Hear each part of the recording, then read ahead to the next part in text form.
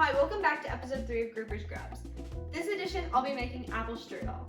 This is going to be one of the easier recipes that I've done so far in this series, so really anyone should be able to do it. Apple strudel is a dessert that you can find in really Germany and Austria, or I guess in America too, but like it originates from Germany and Austria, and it's kind of festive, but you can find it year-round. These are the ingredients you'll need. The first step in this recipe is to cut up the apples. I recommend using Granny Smith apples for this recipe because the sour flavor complements the sugar and cinnamon. When cooking and baking, it's always important to make sure you balance out your sweet and savory flavors.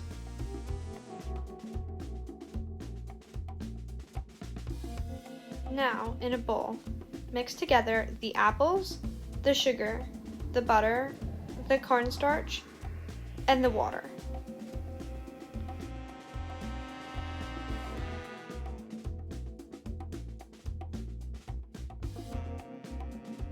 Cook this for about 7 minutes until the mixture becomes a sauce and starts to thicken. After about 7 minutes, this is what mine looked like. Your mixture should have the consistency of a thick soup.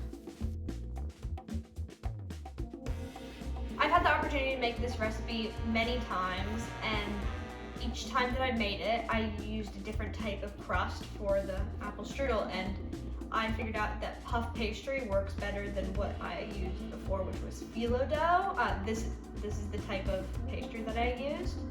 The phyllo dough was just much harder to work with, and that's why I kind of go away from using that. I had to use a lot of butter to get the layers to stick together. It would constantly shatter, and it made a mess, and overall it didn't taste like anything either, so it just wasn't a very good option. So the puff pastry, since it's thicker and it does puff up in the oven, it looks much nicer, and it's just generally very easy to work with. I think it's a much better alternative. The next step is to assemble the strudel to prepare for baking. The first step is to grab a cooking sheet and layer it with tin foil. Next, grease the tin foil with unsalted butter. Now, place the puff pastry onto the cooking sheet. Make sure it's thawed out. As you can see from the video, mine was still a little frozen, but that's okay. Now you can start filling the puff pastry with the apple filling. Make sure not to put too much of the filling inside, otherwise it will bubble over once you start baking it.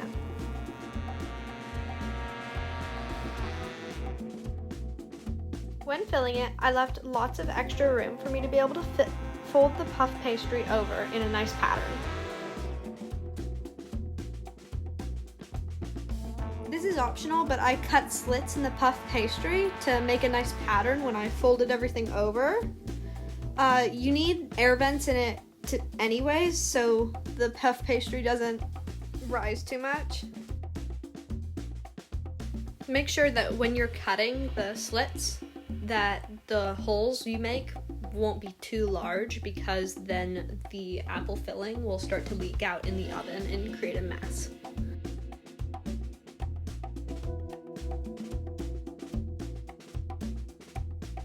Now after cutting the slits, you can start to fold over the pastry. I had to do this a few times to make sure I got the pattern that I wanted, and because my puff pastry was still kind of frozen, so it needed to bend over a few times.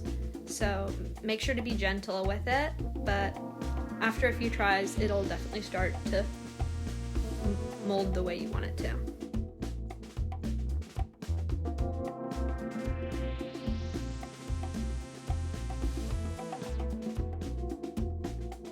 Now, after braiding the strips of the puff pastry dough, make sure to brush the strudel with a beaten egg. After this, your strudel is ready for the oven. Like usual, I don't really have a set temperature to cook it at, but about 375 should work. This is what they looked like right after they came out of the oven.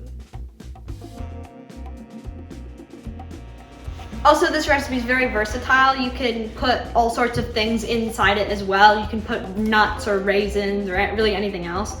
I just personally don't because I don't really care for raisins or nuts. And yeah, there you have it. Apple strudel.